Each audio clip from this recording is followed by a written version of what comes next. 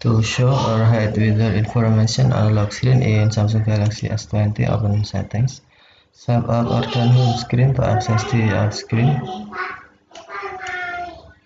and then tap settings. You can also open settings screen from notification panel. Swipe down notification panel and then tap settings icon. Scroll down settings screen and then tap lock screen. Select face widgets.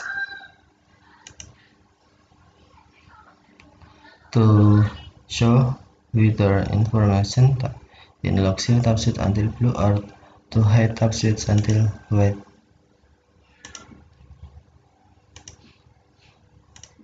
Okay, thank you for watching. Have a nice day.